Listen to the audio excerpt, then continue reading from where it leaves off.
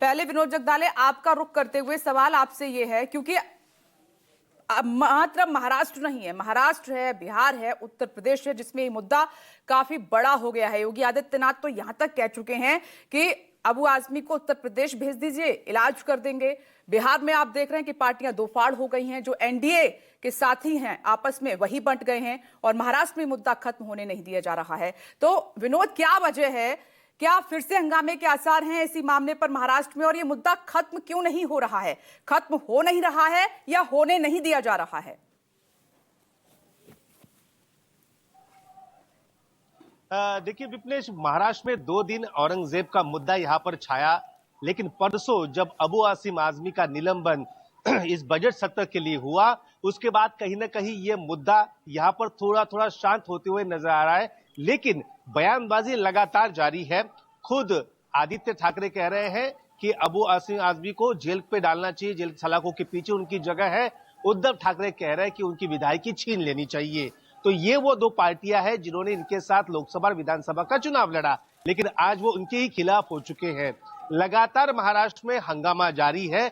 आज 5वां दिन, आज सोम मंगल बुध गुरु और शुक्र आज का 5वां दिन है, यानी पहले सप्ताह का ये आखिरी दिन है।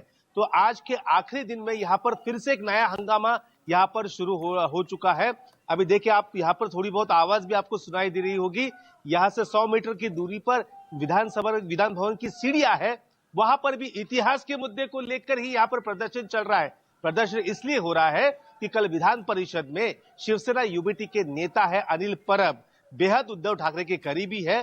कल उन्होंने अपने भाषण में ये कहा कि उनको छत्रपति संभाजी महाराज की तरह छला गया है, यानी औरंगजेब ने जिस तरीके से छत्रपति संभाजी महाराज का हाल किए थे, वैसे हाल एक तरीके से मेरे किए गए हैं। मुझे पार्टी छोड़ने के लिए मजबूर किया गया, मेरे पीछे ईडी लगाई गई, मुझे सीबीआई की धमकी दी गई, मुझे इनकम टैक्स की धमकी दी गई, घोटाले के आरोप जड़े गए, मुझे इंक्वायरी के लिए बुलाया गया था, लेकिन मैंने पार्टी नहीं छोड़ी।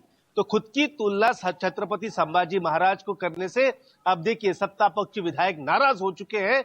वो अनिल परब के निलंबन की मांग कर रहे हैं। वो कह रहे हैं कि औरंगजेब के बारे में अगर अबू आजमी को निलंबित किया जाता है तो अनिल परब को भी इस सदन से निलंबित करना चाहिए।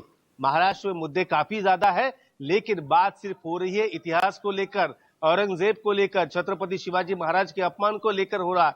ये सब बातें जरूरी है, ठीक है, लेकिन राज्य की जो आर्थिक हालात है उस पर चर्चा होनी चाहिए। राज्य में जो आज प्रोजेक्ट लटके हुए हैं, जिनमें फंड नहीं मिल रहा है, उसको कैसे पूरा किया जाए वो जरूरी है। किसानों को यहाँ पर जो घोषणा की थी कि किसानों को पूरी कर्ज माफी की जाएगी, कर्ज माफी यहाँ नहीं मिल रही है। लाडली बहनों को 2100 रुपए देने की बात कही थी, 1500 रुपए भी हर महीने नहीं मिल रहे हैं। तो इन सारे मुद्दों को विपक्ष ना उठाए, इसलिए ये अलग अलग तरीके के मुद्दे सत्ता पक्ष हो विपक्ष हो दोनों ला रहे हैं, और यहाँ पर सदन में हंगामा चल रहा है। सदन के बाहर भी हंगामा देखने को मिल रहा है, और इसलिए सीधा आरोप बीजेपी पर यह लग रहा है कि मुद्दों से ध्यान भटकाने के लिए ही ऐसा किया जा रहा है। इस